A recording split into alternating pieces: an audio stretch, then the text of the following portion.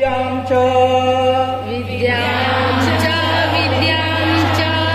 यस्तद्वेदो भयं सः अविद्यया मृत्युं त्यक्त्वा विद्यामृतं अश्नुते। हरदेव जोशी राजकीय कन्या महाविद्यालय राष्ट्रीय विज्ञान दिवस के इस शुभ अवसर पर अपनी प्रतिभाओं को पुरस्कृत करने के लिए आयोजन कर रहा है और इस अवसर पर मंच पर विराजमान समस्त प्रोफेसरगण, प्राचार्य जी एवं छात्र संघ कार्यकारिणी की अध्यक्षा अपने कार्यकारिणी के सदस्यों के साथ और सभी प्रिय विद्यार्थियों, आप सभी को यह मालूम होना चाहिए कि आज का दिवस एक विशेष दिवस है। और वह विशेष दिवस क्यों है? उस विशेष दिवस का विशेष होने का कारण यह है, रोशनी अभी 2 कदम ही आगे गई है, लगता है दिए को नजर लग गई है। रोशनी अभी 2 कदम ही आगे गई है, लगता है दिए को नजर लग गई है। हम सभी शिक्षा संस्थान के लोगों पर बहुत बड़ा दायित्व है। वह दायित्व है कि हम एक ऐसे जीवन का अनुसरण करें जिसको देखकर आगे का भविष्य सुरक्षित लगे। आज चंद्रशेखर वेंकट रमन जी का जन्म दिवस नहीं है, आज उनका कर्म दिवस है। कर्म दिवस, जन्म तो उनका 7 नवंबर को हुआ था। तब सवाल उठता है कि 28 फरवरी को राष्ट्रीय विज्ञान दिवस क्यों मनाया जाता है? किसी को भी मालूम है? नहीं मालूम है। जबकि हमारे मौलिक कर्तव्यों में से वैज्ञानिक चेतना को विकसित करना सबसे महत्वपूर्ण कर्तव्य है। और आपको मालूम नहीं? चलिए मैं बता देता हूं। राष्ट्रीय विज्ञान दिवस 28 फरवरी को इसलिए मनाया जाता है क्योंकि रमन इफेक्ट, वैज्ञानिक रमन ने रमन प्रभाव की खोज इसी दिन की थी, इसी दिन, जिसके कारण उन्हें 1930 में नोबेल पुरस्कार मिला और बाद में उनको भारत रत्न से सम्मानित किया गया। अब इतने विद्वान व्यक्तित्व और इतने अध्ययनशील व्यक्तित्व जिनका जन्म गरीब परिवार में हुआ था, लेकिन गरीबी उनके अध्ययन में आड़े नहीं आई। घर में पढ़ने का संस्कार था और उनके पिताजी इतनी पढ़ाई करते थे, इतनी किताबों को पढ़ते थे कि रमन के खून में वो पढ़ने का संस्कार आ गया। उस रमन के बारे में आप सभी इस बात को गौर करें कि आपकी जिंदगी से किताबें इतनी दूर क्यों हो गई हैं? आप सभी अंधेरों की तरफ क्यों बढ़ रहे हैं? इस पर गौर करने का आज विशेष दिवस है। मैंने जिस मंत्र को पढ़ा आपके सामने, वो मंत्र में ऋषि कह रहे हैं कि हमारे सामने में 2 प्रकार की विद्याएं हैं। एक को अविद्या कहा गया है और दूसरे को विद्या। विद्यां च अविद्यां च, दोनों को जानो। आप आश्चर्य करेंगे कि भारतीय संस्कृति विज्ञान को अविद्या में मानती हैं, अविद्या में, लेकिन एक विशेष अर्थ में विज्ञान के आविष्कारों को, वैज्ञानिकों के देन को, योगदान को हम कम कर करके नहीं आंक सकते, क्योंकि आज का युग विज्ञान का युग है। जिस देश के पास 2-4 वैज्ञानिक हो, वह देश विश्व का सबसे शक्तिशाली देश बन सकता है। इसीलिए भारत की स्वतंत्रता काल के बाद की सारी उपलब्धि इन महान वैज्ञानिकों की देन है। अब सवाल होता है कि हमारी संस्कृति ने विज्ञान को अविद्या क्यों माना? क्यों माना? क्योंकि विज्ञान हमें सारी सुख सुविधाएं दे देता है। सारी सुख सुविधाएं विज्ञान की देन है। आज आप गर्मी के दिनों में एसी में सोते हैं और ठंडक में हीटर लगा लेते हैं, विज्ञान ने दिया। अब आपके आगे की पढ़ाई पूरी तरह से दुनिया मेरी मुट्ठी में मोबाइल पर होने जा रही है। एक नया शब्द प्रचलित है जिसके बारे में बहुत बड़ा रिसर्च चल रहा है, आर्टिफिशियल इंटेलिजेंस। आप जानते हैं आर्टिफिशियल इंटेलिजेंस क्या है? आर्टिफिशियल इंटेलिजेंस के बारे में एक प्रश्न मुझसे एक विद्यार्थी ने पूछा। आप उससे बात कीजिए तो ठीक उसी प्रकार से बात करता है और आपके प्रश्नों का जवाब देता है जैसे आप किसी इंसान से बात कर रहे हो। किसी इंसान से बात कर रहे हो। तो IIT का एक विद्यार्थी ने पूछा कि फिर इंसान की जरूरत क्या रह जाए? मैंने उसको जवाब दिया कि मशीन को कितना भी तैयार करो, मशीन निश्चित है, उसमें जो फीड किया हुआ है, उसमें जो किताबें डाली गई हैं, उसको जो लैंग्वेज सिखाया गया है वही बोलेगा। लेकिन मनुष्य की चेतना निश्चित नहीं है। अभी मेरा मूड गर्म हो तो मैं रौद्र रूप में भाषण दूंगा, और मूड यदि शांत हो तो लाश से नृत्य होगा, बहुत प्रेम से बोलूंगा। एक काम मशीन नहीं कर सकती। अब मैं आपको एक छोटी सी कहानी सुना दूं ताकि राष्ट्रीय विज्ञान दिवस की महत्ता आपको पता चल जाए। पृथ्वी को हमारी संस्कृति ने माता कहा है। माता पृथ्वी, धरती को माता कहा है। पुत्रो अहम पृथिव्या, हम सभी पुत्र हैं, धरती एक है। ये तो राजनीतिज्ञों ने दीवारें खींच ली, लाइनें खींच ली, किसी को ईरान बना दिया, किसी को पाकिस्तान बना दिया, किसी को हिंदुस्तान कह दिया, किसी को अफगानिस्तान कह दिया। धरती एक है। धरती माँ बहुत बीमार हो गई और धरती माँ मरणासन पर पहुंच गई। इतनी चिंता हो गई कि इनको ठीक कैसे किया जाए। तब एक साधु को बुलाया गया कि धरती माँ को सही करने का क्या उपाय है। उस साधु ने कहा कि आप इस धरती माँ को किसी ऐसे व्यक्ति का वस्त्र पहना दें जो सुखी भी हो और शांत भी, जो सुखी भी हो और शांत भी। अगल बगल जितने बड़े बड़े लोग थे सबको कहा गया कि धरती माँ के लिए अपना वस्त्र दीजिए। सबने कहा कि हम सुखी तो बहुत हैं, धन का अंबार लग गया है, पद बहुत बड़ा हो गया है, सारी दुनिया में हमारी प्रतिष्ठा फैल गई है, लेकिन हम शांत नहीं हैं, शांत नहीं हैं। तब वह व्यक्ति खोज में निकला।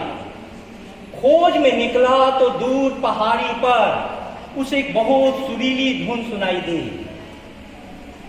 उस सुरीली धुन से खींचा जाता हुआ, आकर्षित होता हुआ वो पहुंचा। नदी के किनारे एक फकीर मौज में गाना गा रहा था। उसके गाने ने उसका इतना मन मोह लिया, इतना आनंद से विभोर हो गया कि उसने अंधेरे में ही कहा कि आपका यदि अब गायन समाप्त हो गया हो तो कृपया आप अपने वस्त्र को दे दें ताकि धरती माता को बचाया जा सके। उसने कहा कि मैं धरती माता को बचाने के लिए अपना जान भी दे सकता हूं, लेकिन थोड़ा गौर से उजाले में तो देखो। उजाला जब किया गया तो उस व्यक्ति के तन पर कोई वस्त्र नहीं था। अब देखो, पश्चिम का जगत विज्ञान के आविष्कारों के कारण इतनी सुख सुविधाओं से भर गया कि जितना प्राचीन काल के सम्राटों को भी उपलब्ध नहीं था। लेकिन पश्चिम में अशांति इतनी बढ़ गई कि हर 4 में से 3 आदमी मनोचिकित्सक के पास जाता है, मेंटल हॉस्पिटल। वह मेंटल हॉस्पिटल बढ़ते जा रहे हैं। आज मैंने यह बात क्यों कही? पश्चिम की संस्कृति ने विज्ञान के आविष्कारों के कारण पूरी सुख सुविधाएं हमारे लिए जुटा दी। पूरब की संस्कृति, हम लोगों का देश विज्ञान के मामले में पीछे हो गया और विज्ञान के मामले में पीछा होता ही चला गया। पश्चिम में 1600 और 1700 के बीच में एक क्रांति होती है। गौर फरमाएंगे क्या क्रांति होती है कि वैज्ञानिक खोजों को बढ़ावा दिया गया। तो ब्रूनो नाम का एक वैज्ञानिक था, कोपरनिकस था, गैलीलियो था। आपको मालूम है इन लोगों ने क्या खोज की? नहीं, सारे जगत को ईसाई पादरी समझा रहे थे कि बाइबिल में लिखा हुआ है कि पृथ्वी इस जगत का केंद्र है। पृथ्वी इस जगत का केंद्र है, सूर्य उसके चारों ओर चक्कर लगाता है। आपको भी ऐसा महसूस होता होगा कि सूर्य घूम रहा है, ठीक है, सूर्य चारों ओर चक्कर लगाता है। आज भी हम इन शब्दों का प्रयोग करते हैं, सूर्योदय और सूर्यास्त। लेकिन जब ब्रूनो ने कहा कि नहीं, गलत बात, हमारे अनुसंधान बता रहे हैं कि जगत का केंद्र सूर्य है और पृथ्वी उसका उपग्रह है, पृथ्वी चारों ओर चक्कर लगा रही है। जानती हो, ईसाई पादरियों ने राजा के साथ मिलकर क्या किया? ब्रूनो को जिंदा जला दिया। जिंदा जला दिया गया ब्रूनो को। क्योंकि कारण क्या था? बाइबिल में लिखी हुई एक बात यदि गलत हो जाए, एक बात गलत हो जाए तो बाइबिल पर लोग विश्वास करना छोड़ देंगे। इसीलिए राजा पर दबाव पड़ा। जब गैलीलियो ने यही बात कही कोपरनिकस के बाद, तो गैलीलियो को बुलाया गया। या तो तुम अपना बात वापस ले लो, राजा ने कहा, नहीं तो फांसी पर चढ़ने के लिए तैयार हो। गैलीलियो प्रतिभा संपन्न व्यक्ति था। उसने कहा कि इन नासमझों के कारण फांसी पर चढ़ने का क्या फायदा। उसने कहा कि मैं अपनी बात वापस लेता हूं कि सूर्य इस जगत का केंद्र है, पृथ्वी चक्कर लगाती है, मैं वापस लेता हूं। लेकिन धीमे से उसने कहा कि मेरे वापस लेने से कोई सत्य और तथ्य बदल नहीं जाते हैं। आप देखो, वैज्ञानिकों ने अपने जानों की कुर्बानी दी। रात के अंधेरों में, प्रयोगशाला में वे लगातार दिन रात लगे रहते हैं। तब जाके के आपके हाथ में मोबाइल आता है जो एक साथ कई कामों को करता है। इस बुद्धि की क्षमता देखो। आज पूरा विश्व ग्लोबल विलेज में बदल गया है, विश्व एक गांव हो गया है। अब शिक्षा जगत के सामने में चुनौती क्या है? हमारे बच्चे को कुछ जानना है तो टीचर के पास नहीं, गूगल बाबा के पास जाएंगे। अब चुनौती क्या है?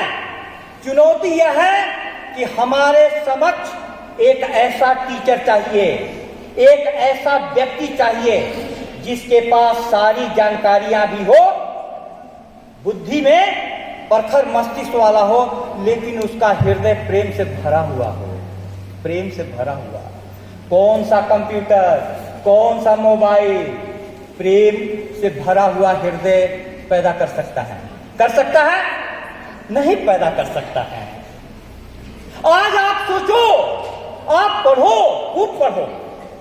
जिस प्रकार से मौलिक पुस्तकें खरीदकर आप लोग 10-10 घंटा पढ़ते हैं, मुझको आश्चर्य होता है कि हमारे विद्यार्थी कितने तपस्वी हैं और आप लोग पढ़ाई छोड़ते ही नहीं हैं। इसीलिए हमको तो कन्या महाविद्यालय का भविष्य बहुत उज्जवल दिखाई दे रहा है। लेकिन मैं प्रिय विद्यार्थियों कहना यह चाह रहा हूं कि जीवन में सारी जानकारियां आ जाएगी आपके पास। आज सबसे बड़ी समस्या समाज में क्या हो गई है? एक समय में माँ बाप के अनुसार बच्चे चलते थे, बड़ों के अनुसार बच्चे। आज जगत उल्टा हो गया। शिक्षा के बाद बच्चों के अनुसार बड़े चल रहे हैं, बच्चों के अनुसार बड़े चल रहे हैं। विद्या ददाति विनयम, विद्या विनय को देती है। यह कहाँ गया? आज की विद्या से क्या आप विनयशील हुए हैं? क्या आप विनम्र बने हैं? नहीं, एकदम नहीं बने हैं। इसीलिए मैंने कहा अभी तो रोशनी 2 कदम ही गई है। लगता है दिए को नजर लग गई है, लगता है दिए को नजर लग गई है। नहीं तो इस समाज में इतने अपराध नहीं बढ़ते, इतना विचित्र अगली पीढ़ी पैदा नहीं होती। राष्ट्रीय विज्ञान दिवस यह आह्वान करता है कि आप ज्यादा से ज्यादा किताब पढ़ें, अपनी बुद्धि को ज्यादा से ज्यादा धार दें, खूब पढ़ो। महाविद्यालय पढ़ने और पढ़ाने के लिए है। तुम किसी भी टीचर को आवाज दो, यहां कोई भी टीचर तुमको ना कहने वाला नहीं है। रोड पर खड़े हो तो रोड पर ही वो 1 घंटा पढ़ा देगा। पढ़ो पढ़ो पढ़ो। लेकिन इसके साथ आप ऐसे इंसानों से भी जुड़ो जिसका हृदय प्रेम से लबालब भरा हुआ हो। नहीं तो तुम्हारी जिंदगी लगातार उन अंधेरों की ओर जा रही है, क्योंकि तुम्हारे पास जोश है, शक्ति है। इस शक्ति का तुम करोगे क्या? एक विद्यार्थी ऑटो वाले पर बैठ गया, बोला कि तेजी से चलो, तेजी से चलो। उसने 50 स्पीड किया, 60 किया, 70 किया, 80 किया, बोला कि और तेज चलो। बोला कि यार 100 कर दिए, ये तो पता जाना कहाँ है? वो जा रहा था डूंगरपुर मार्ग पर। पूछा जाना कहाँ है? बोला कि जल्दी पहुंच रहा है माही डैम। आप 100 के स्पीड में डूंगरपुर पर जा रहे हो, पहुंचोगे माही डैम? आप एक बात जान लो, आप यदि अपने माँ बाप का कहना नहीं मानते हैं, आप यदि अपने टीचरों का कहना नहीं मानते हैं, कल आप भी माँ बाप बनेंगे, कल आप भी टीचर बनेंगे। बहुत छात्राएं बीएड करने जाती हैं, देख रहे हो क्या हालत हुआ है? हर परीक्षा में पेपर लीक। अब सवाल है कि इसमें विद्यार्थियों के लिए आशा की कोई किरण है कि नहीं है? आशा की किरण एकमात्र है आपका शिक्षा जगत, शिक्षालय और शिक्षक। क्यों क्यों क्यों? मैं बस बात बता दूं, क्योंकि आपके माँ बाप से आपका शरीर मिला है, तन मिला है। तन किससे मिला है? माँ बाप। लेकिन इस तन में, तन से भी ज्यादा महत्वपूर्ण मन है। मन, मन का निर्माण कौन करता है? शिक्षक, शिक्षक, शिक्षक। माँ बाप के साथ तुम्हारा शारीरिक, जिसको कहा जाए, शरीर से जुड़े हुए, लेकिन टीचर के साथ तुम आत्मा से जुड़ जाते। इसलिए मैं इस अवसर पर, राष्ट्रीय विज्ञान दिवस के अवसर पर इतना जरूर निवेदन करूंगा, आप सीवी रमन साहब की जीवनी पढ़ें। लेकिन आप यह भी जानेंगे कि उनको बीना से इतना लगाव था कि एक कॉलेज के ऐसे ही कार्यक्रम में किसी बालिका को उन्होंने बीना बजाते हुए देखा और उसको वे दिल दे बैठे। शादी उन्होंने उनसे की।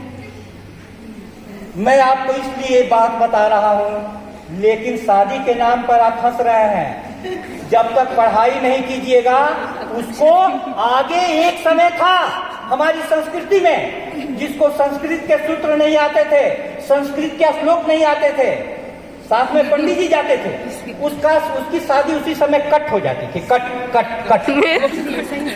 यदि वो जमाना लौट आए तो आप में से किसी की शादी होनी मुश्किल हो जाए। लेकिन आज भी आपके पास नौकरी नहीं है, डिग्री नहीं है, तो कोई शादी के लिए तैयार होता है? लेकिन आप ऐसा मत समझना कि डिग्री ले लिए इससे हम सफल हो गए। उसके बाद शादी के बाद पूछा जाएगा कि तुम्हारे पास एमए की डिग्री कैसे आई? एमए की डिग्री कैसे आई? इसीलिए पहला संदेश यह है कि पढ़ो, खूब पढ़ो, खूब पढ़ो। लेकिन दूसरा संदेश यह है कि प्रेम से जियो, आदर से जियो, स्नेह से जियो। छोटे भाइयों को पढ़ाओ, टीचर जो पढ़ा रहे हैं वो स्नेह हुआ। माँ बाप को भी सुनाओ कि हमारे टीचर ने पढ़ाया, आदर पूर्वक एक संबंध बनेगा। क्योंकि माँ बाप भी बहुत ज्यादा, तो अधिकतर लोगों के माँ बाप पढ़े लिखे नहीं है।